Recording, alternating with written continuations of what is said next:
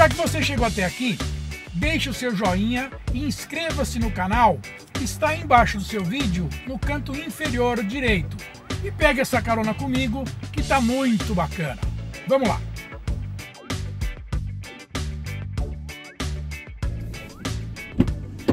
Olá! Oi, Carla, o que tá fazendo aqui? Vim aqui na biblioteca e vim conversar com o professor aqui, apresentar meu livro. Ai, que caramba. eu escrevi. Caramba, eu vim dar uma volta E aqui, você? que eu vim numa reunião. Ah, É quando eu te vejo em pé aqui, eu falei, ué, Carla? coincidência! Pois é, vamos dar uma volta, vai. Vamos passear um pouco? Tudo bom? Tudo bem, você? Você conhece? Quero te contar. Ah, eu já ouvi falar desse livro aqui, né? É O Dono da História. Ah, eu quero ouvir dele. Esse é o primeiro, tô escrevendo outro. Ah, mesmo, é? Vou te contar. Bota o cinto aí. Claro. Vamos dar uma volta, aproveitar e atualizar as papeando? conversas. Vamos Exatamente. papear, então. Vambora. Você me dá uma carona até onde está meu carro, Dou, por favor? dou, Obrigada. E aí, como é que tá as coisas? Você... Tudo bem, querido. É. Tudo muito bem, por sinal. Otimista, como sempre. Sonhando aí com o Somos nosso todos Brasil otimistas, diferente, viu? melhor. Quem não é otimista não vive nesse país aqui. Pois né? é, quem não é otimista. Mas tem muita gente que anda com desânimo, né? Pois é, mas não é o nosso caso, né? Não, de jeito De nenhum. jeito Muito pelo nenhum. contrário, né? Exatamente. Exatamente. E aí, esse livro aí se lançou faz quanto tempo? Então, O Dono da História, esse livro aqui, eu lancei ele em setembro de 2015. Tá. E é a primeira obra escrita no Brasil em formato de história sobre protagonismo, liderança e cultura organizacional. Entendi. E antes de 2015 até escrever o livro, fazia o quê? Ai, fiz tanta coisa na minha vida, Guido. 2015 foi um marco, né? É. Porque foi quando eu deixei minha carreira executiva, Sei. que antes eu tive carreira em recursos humanos, trabalhei em grandes empresas, liderei aí processos de transformação, de mudança de cultura. Teve até um case que foi apresentado no CONAR em 2013, na ocasião pelo presidente da empresa que eu trabalhava. E antes eu comecei minha carreira, né, fazendo aí um para trás em marketing estratégico. Sei. E o marketing, tudo que eu aprendi, eu trabalhei numa empresa chamada Banco Real, que foi uma grande escola na minha vida. Ei, Banco Real, saudoso Banco Real. Saudoso. Toda vez que eu falo de Banco Real, as pessoas se lembram. E que bom que lembram com carinho. Pois é. Mas você sabe que uma vez eu estava em conversa com o nosso ex-presidente, né, o Fábio Barbosa, que inclusive faz uma recomendação aqui na quarta capa do livro. Tá. Que eu ficava em dúvida se o Banco Real que tinha feito bem ou mal por algum sentido. De que despertou em mim, em algumas pessoas, eu falo que o bom monstro que tem dentro da gente, de querer fazer muita coisa pelo mundo. E era tão de vanguarda o que a gente fazia, que na época que eu saí do Banco Real, eu me senti um pouco deslocada até com as ideias. Sei. Cheguei a fazer entrevista com gestor, com líderes aí no mercado, com umas ideias que eram muito diferentes do Banco Real. Então dava de vez em quando assim Os conflitos. uns conflitos. Mas no coração sempre a certeza de que a gente estava fazendo sim a coisa certa. É, claro. Hoje em dia você está muito ligado em educação, né? Muito. Na verdade, Guido, o que eu falo é o seguinte, hoje conectando os pontos, como diria Steve Jobs, a gente precisa saber fazer, né? Connect the dots, as conexões. Exatamente. Eu acho que eu sempre me dediquei à educação, Sim. de uma forma ou de outra.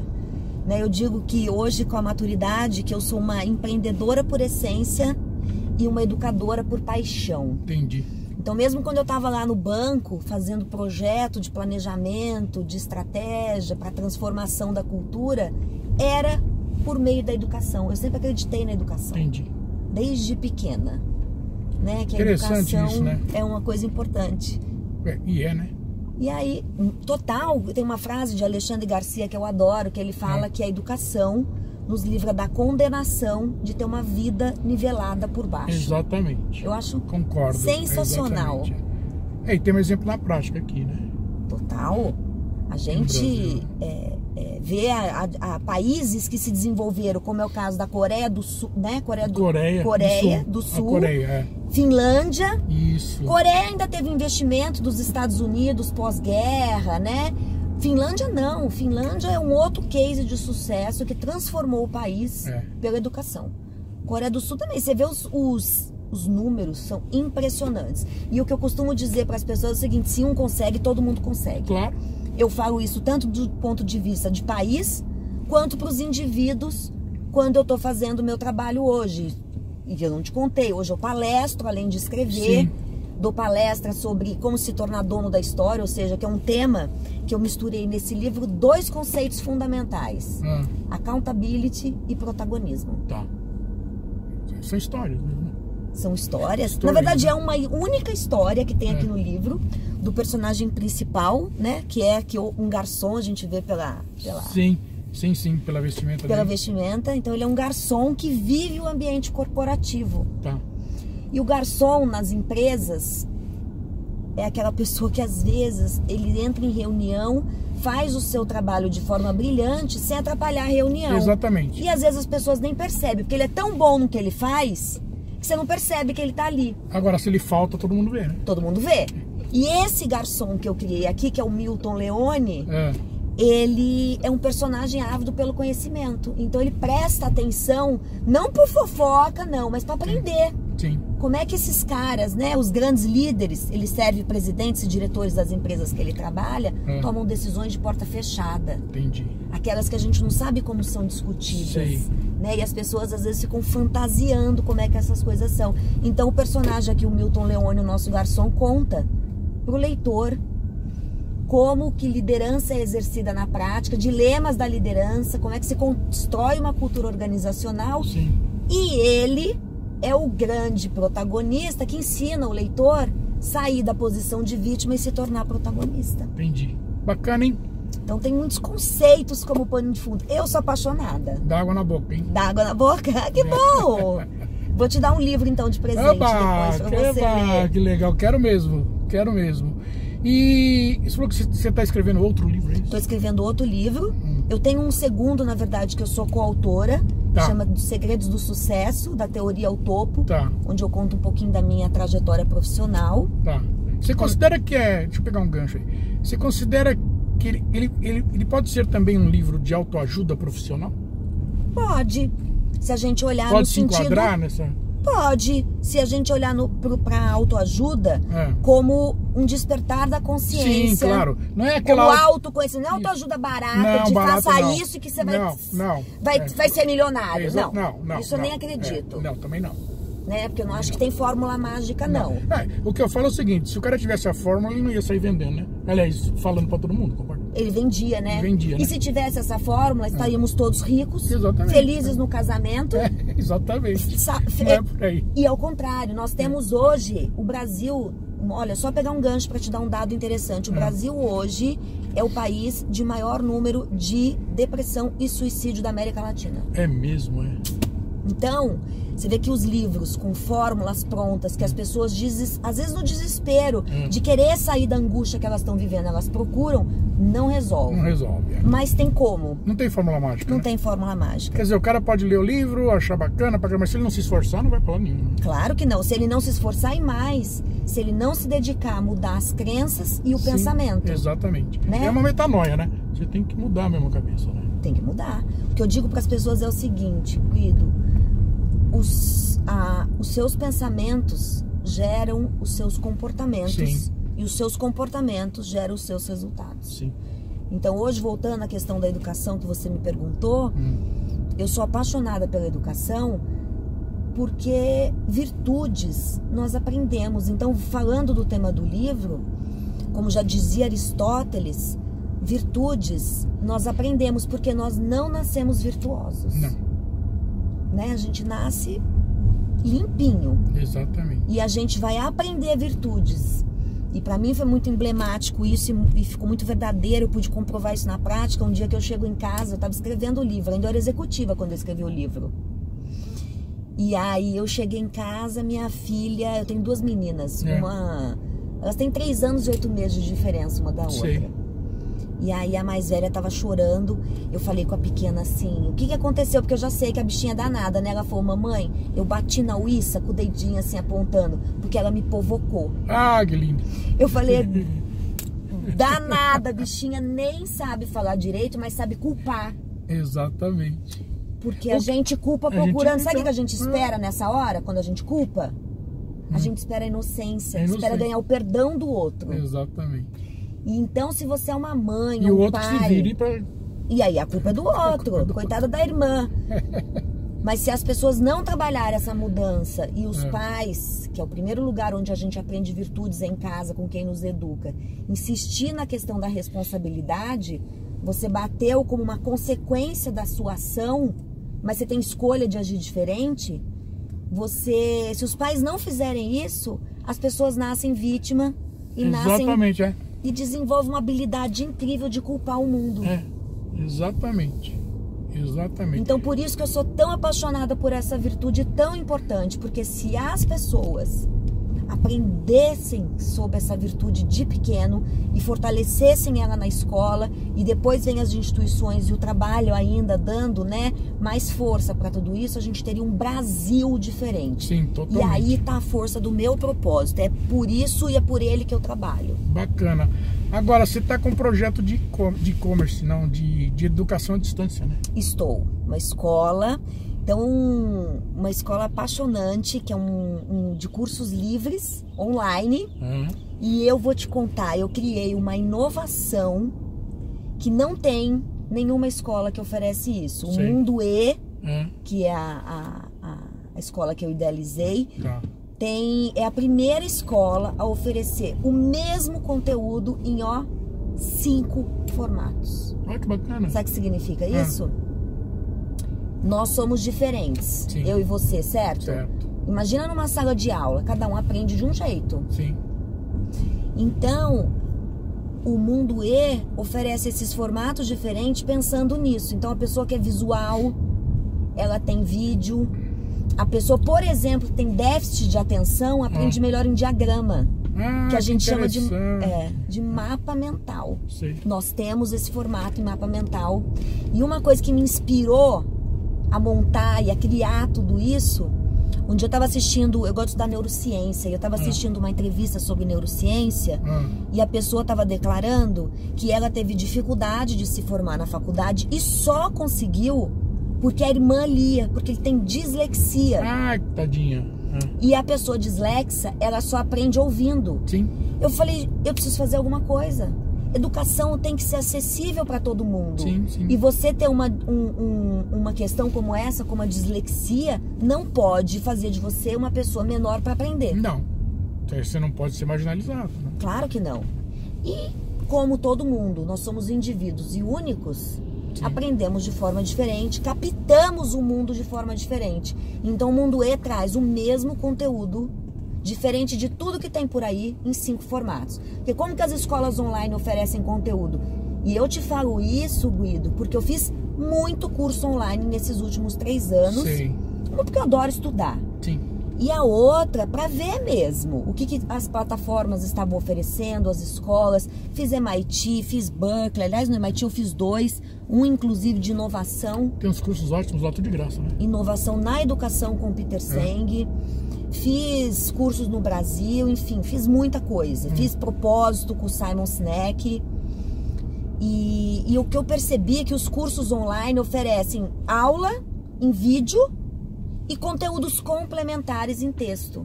O Mundo E não.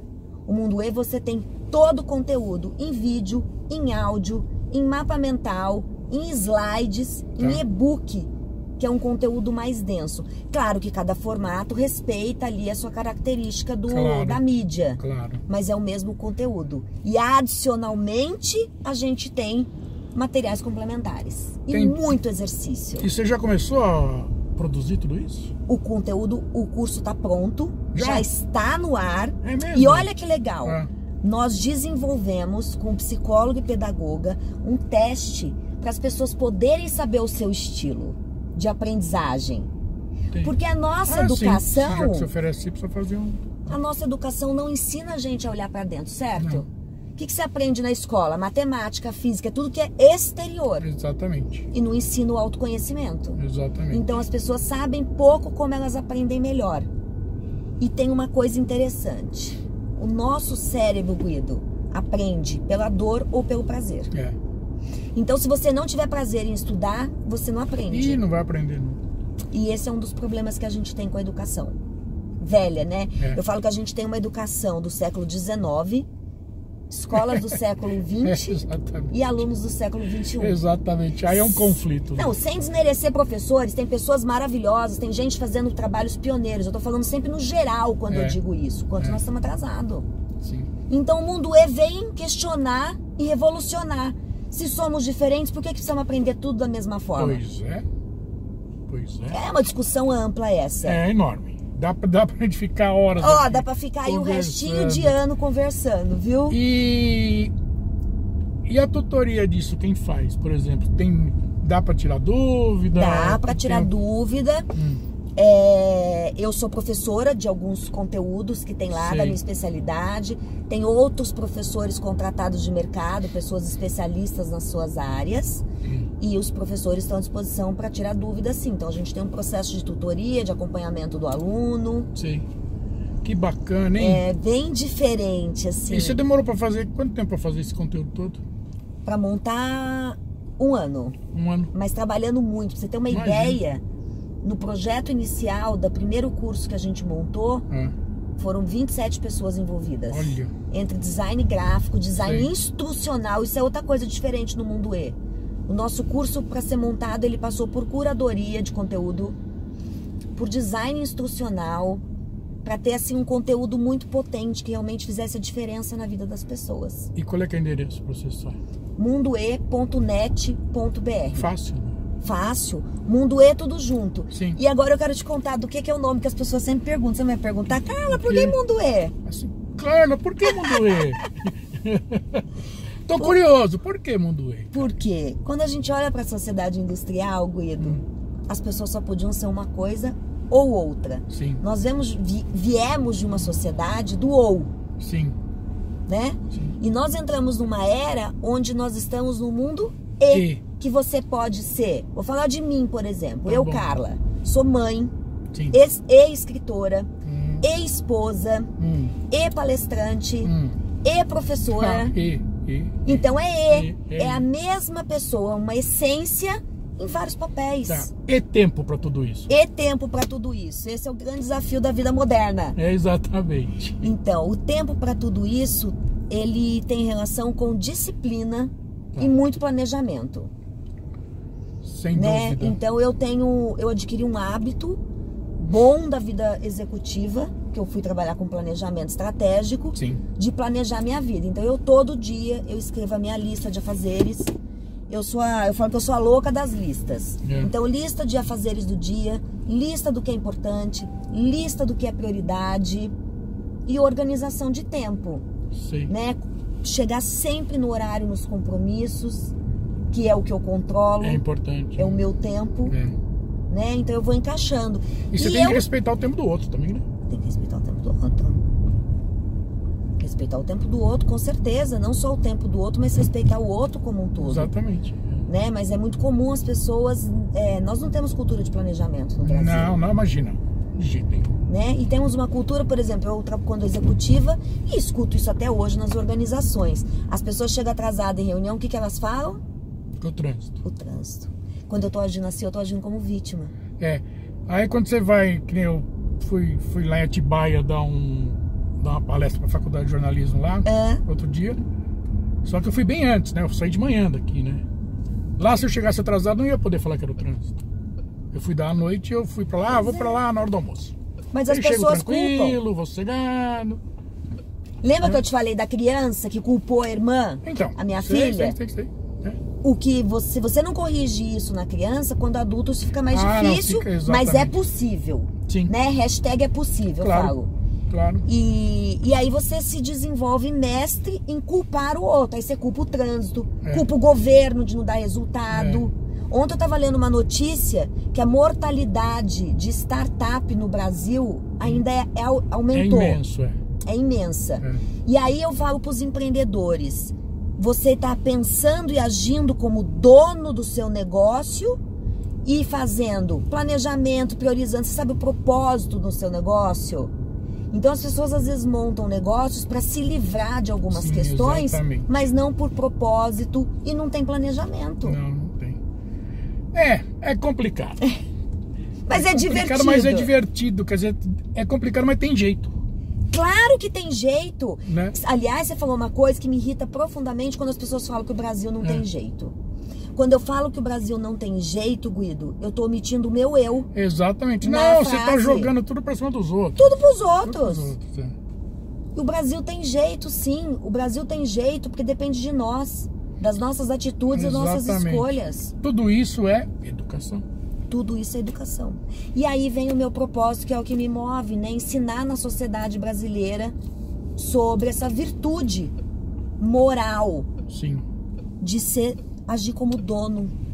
E eu falo virtude moral porque não é dono de propriedade, não. É dono moral do Brasil. Então andar na rua e se indignar quando alguém joga papel na rua. Exatamente. Tão simples quanto uma atitude dessas. Você sabe que eu vivo dando bronca, por exemplo, quando eu vou atravessar a rua e o carro não para, né, na faixa. Eu acho uma falta de respeito tão grande isso. Porque o cara é pedestre também, né? Claro. Mas ele se esquece. E a educação. Então, você tá, não é raro você ver, não, você tá andando, carro topíssimo de linha, carro de 400 mil, o cara abre a janela, já vi isso, joga uma lata de cerveja. Ah, sim, aliás, uma coisa importante, educação não tem a ver com renda. Não, de jeito nenhum. Não tem a ver. De jeito nenhum. Eu canso de ver pessoas com condições financeiras sendo arrogante, mal educado. Exatamente. E conheço pessoas humildes do ponto de vista financeiro, mas abundante de valores morais e de educação. Sim, tá cheio. Né? Então a gente não pode estereotipar isso. Não pode não. E bom, ainda bem que tem pessoas como você para atenuar até chegar no ponto que isso vai virar uma rotina, né? Pois é, eu luto alguém assim, precisa começar com muita isso, força mesmo. Alguém precisa fazer isso para um dia ficar constante na sociedade. Eu faço a minha parte, né? Sim. Eu falo, se cada um conta uma história que eu acho muito bonita para exemplificar isso que a gente está conversando, de cada um fazer a sua parte. Quando eu trabalhava no Banco Real, a gente tinha muito uma reflexão sobre uma reflexão sobre sustentabilidade, que na época ainda chamava responsabilidade social, de tão pioneiro que era. Sim. E de cuidar das pessoas, de cuidar do planeta, de cuidar do entorno, né? Porque a gente está falando não só de ambiental. Sim. Nós estamos falando de pessoas, de planeta, né? Nós estamos falando de resultados, de negócios, sustentabilidade é bem amplo o conceito. Sim, é muito amplo.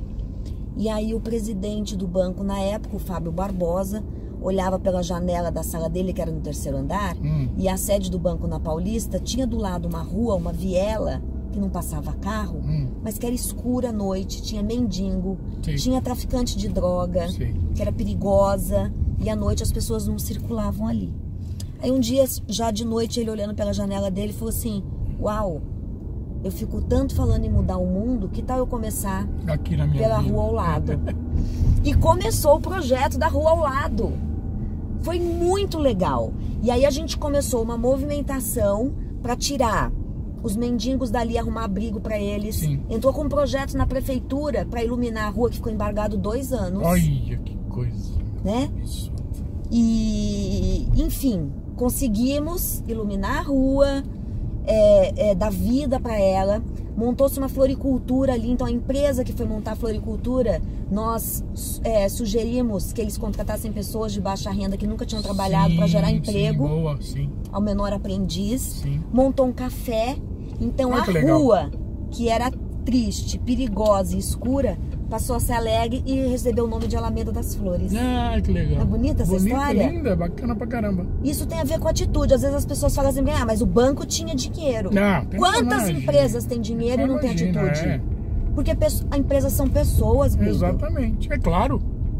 Né? As pessoas falam, às vezes, a empresa como se ela fosse uma entidade. Assim como fala o governo, como se fosse uma entidade. Não, são pessoas, homens, mulheres, que têm coração, que têm consciência ou não, e que fazem escolhas e dão determinado resultado. Exatamente. Né? Eu canso de dar treinamento nas empresas e falar sobre isso. Vamos começar a nomear, porque quando a gente começa a nomear, a gente começa a assumir responsabilidade. Sim. E ver qual é a nossa parte na história. Exatamente.